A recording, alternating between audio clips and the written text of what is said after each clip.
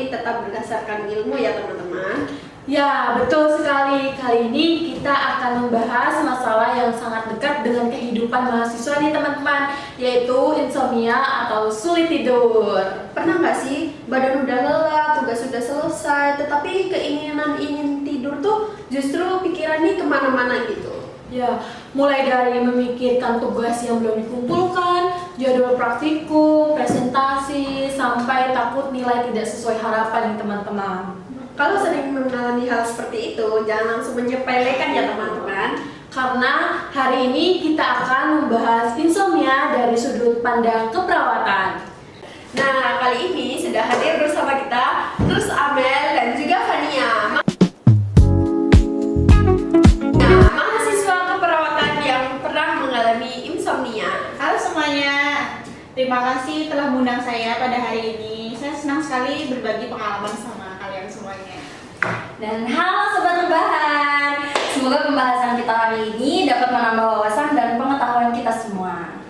Oke, Fania, sebelum kita membahas insomnia lebih lanjut, boleh diceritakan bagaimana pengalamanmu? Tentu aku waktu mulai mengalami sulit tidur, memasuki pertengahan semester tuh Kak. Nah, pada saat itu jadwal itu padat sekali. Terus hampir setiap hari ada tugas, ada aja yang harus dikumpulkan. Belum lagi ada laporan praktikum, terus ada pokoknya cukup banyak sekali. Selain kuliah, apakah Fania ada kegiatan yang lain? Ada sih Kak. Aku juga mengikuti organisasi kampus. Kadang setelah kuliah itu ada rapat kan Kak. Jadi kalau setelah pulang saya juga harus mengerjakan laporan juga, terus ada belajar juga kan Kak. Jadi praktikum keesokan harinya belum siap gitu. Berarti waktu istirahatmu semakin berkurang dong? Iya betul sekali Kak.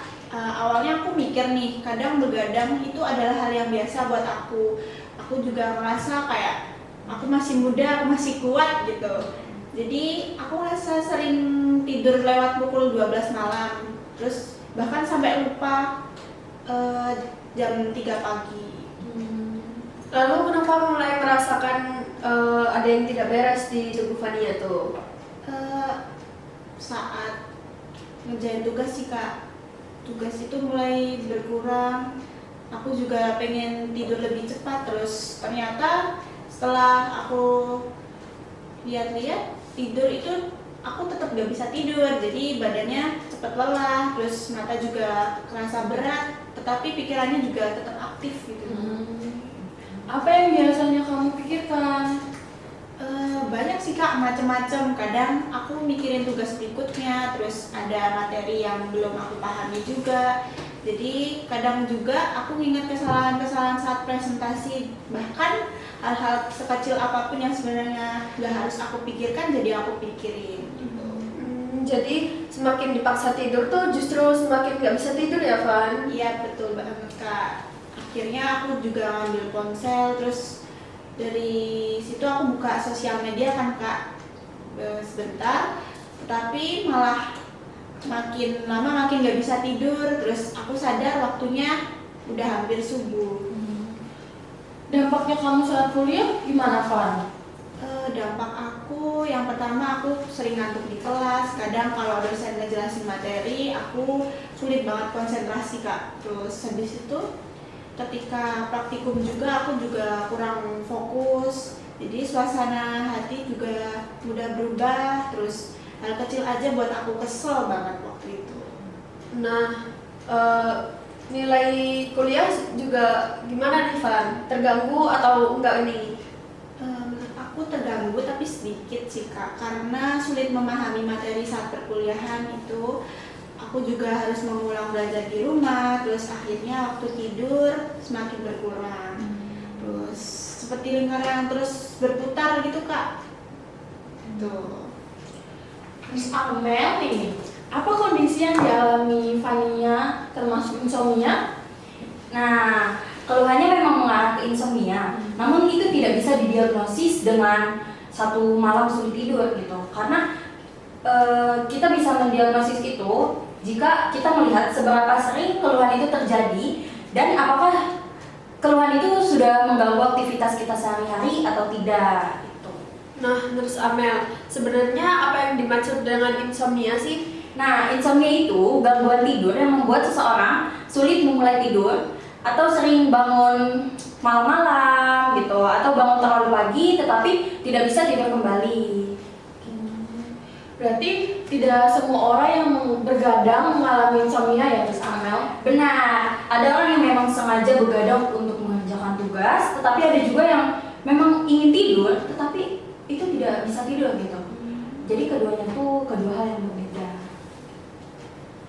Aku juga sadar sih Kak, ternyata kondisi aku tuh bukan sekedar begadang biasa gitu loh. Karena walaupun punya kesempatan untuk tidur, aku juga tetap sulit memejamkan mata.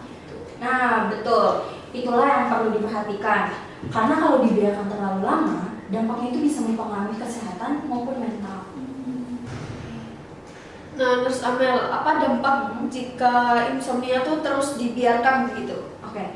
Dalam jangka pendek itu dapat mempengaruhi konsentrasi ya. Konsentrasi itu bisa menurun, daya ingatnya berkurang, tubuh bisa mudah lelah, maupun emosi itu menjadi tidak stabil seperti keluhan yang Dek Fania tadi jelaskan ya.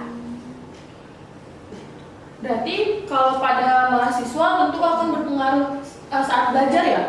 Benar. Mahasiswa itu membutuhkan konsentrasi yang baik. Kalau kualitas tidurnya buruk, kemampuan belajar juga akan ikut menurun gitu. Oke, aku juga pernah ngalamin itu saat ujian. Aku ngerasa udah belajar tuh Kak, tapi ketika aku ngerjain soal, aku susah banget buat nginget-ngingetnya lagi. Apa sih isi materi yang aku belajarin tadi malam gitu. Nah, Nurse Amel, saya mau tanya nih, kebanyakan tuh banyak yang mengatakan kalau tidur itu bisa diganti dengan akhir pekan. Apakah itu benar, Nurse? Oh, itu ya. Tidak sepenuhnya benar, karena terlalu lama tidur di akhir pekan itu memang membuat tubuh terasa lebih segar. Tetapi itu tidak sepenuhnya menggantikan pola tidur yang buruk setiap hari. Gitu. Oke nih, Miss Amel, aku mau nanya, kalau misalkan langsung minum obat tidur, itu dampaknya gimana ya? Nah, sebenarnya obat tidur itu bukan solusi utama ya. Jadi kalau misalkan susah tidur nih, kamu tuh nggak bisa langsung beli obat tidur langsung di apotek gitu, nggak bisa. Itu karena harus harus melalui petunjuk dokter gitu. Karena kalau misalkan sembarangan itu takutnya berdampak ke masalah tubuh yang lainnya gitu. Dan yang lebih penting itu kita harus mencari gangguan tidurnya apa. Kalau misalkan gangguan tidurnya sudah diketahui, itu akan lebih mudah untuk mengobatinya. Nah, untuk mahasiswa seperti Fania ini, apa yang dia bisa lakukan nih, Nurse? Nah, nih yang pertama itu kamu harus bisa buat jadwal yang teratur. Terus jangan menunggu tugas itu menumpuk. Biasakan tuh kerjakan tugas tuh sedikit demi sedikit, biar biar mengurangi waktu kamu untuk begadang gitu. Oke, aku sekarang udah mulai mencicil tugas sih Kak, biar rasanya jauh lebih ringan gitu. Nah, terus yang kedua, ini tidurnya tuh kamu harus di jam yang sama. Jadi misal kamu tidur tuh hari ini di jam 10. Nah, itu harus di jam 10 terus setiap hari. Terus yang ketiga, itu ada kurangi penggunaan ponsel sebelum tidur. Jadi kalau misalkan kamu udah merasa ngantuk nih, handphone tuh dijauhin aja lah. Soalnya kalau misalkan masih dekat gitu ya, nanti kamu bakal kayak, aduh, pengen main HP lagi sebentar lagi. Soalnya aku kayak ngantuknya tuh belum terlalu ngantuk gitu, jadi aku pengen main HP lagi. Itu tuh nanti bakal buat kamu malah begadang gitu loh. Terus yang keempat itu ada kamu harus menghindari kopi atau minuman yang mengandung kafein. Miss Amel nih, kalau sudah berbaring lama, Iya. tetapi belum juga tidur, itu bagaimana? Nah, kalau seperti itu jangan dipaksakan. Yang pertama tuh kalian harus bangun sebentar. Terus habis itu lakukan aktivitas yang menenangkan ya, seperti membaca buku atau latihan napas dalam. Kalau sudah mengantuk, baru kembali ke tempat tidur dan mulai tidur gitu. Nah, apa olahraga juga membantu, Nurse? Tentu, olahraga secara teratur itu dapat meningkatkan kualitas tidur. Namun sebaiknya tidak dilakukan saat dekat dengan waktu tidur gitu. Kalau misalkan udah dekat waktu tidur kalian berolahraga itu kan nanti agak gimana gitu ya, nanti malah yang ada ini apa kalian kelelahan yang berlebihan gitu. Nanti yang ada kalian bisa tidur itu malah lama banget. Oke, jadi mulai sekarang aku akan berjalan santai setiap sore biar tidur aku sekarang jadi lebih nyenyak dibanding sebelum-sebelumnya. Oke, menarik sekali ya pembahasan kita hari ini. Ternyata insomnia tidak boleh dianggap sepele. Terutama bagi mahasiswa yang sering dapat jadwal kuliah dan tugas yang sangat padat, menjaga kesehatan tetap menjadi prioritas. Oke, aku juga belajar bahwa setiap begadang terus-menerus bukan tanda rajin. Justru buat tubuh membutuhkan waktu istirahat agar bisa belajar dengan lebih baik. Betul sekali, tidur merupakan kebutuhan dasar. Kalau gangguan tidur sudah berlangsung terlalu lama dan mengganggu aktivitas sehari-hari, jangan ragu untuk berkonsultasi ke tenaga kesehatan. Terima kasih kepada Nurse Amel atas penjelasannya. Dan terima kasih juga kepada Fania yang telah membagikan pengalaman dan ceritanya kepada kita semua. Semoga cerita hari ini bisa menjadi pengalaman bagi kita semua. Sampai jumpa di episode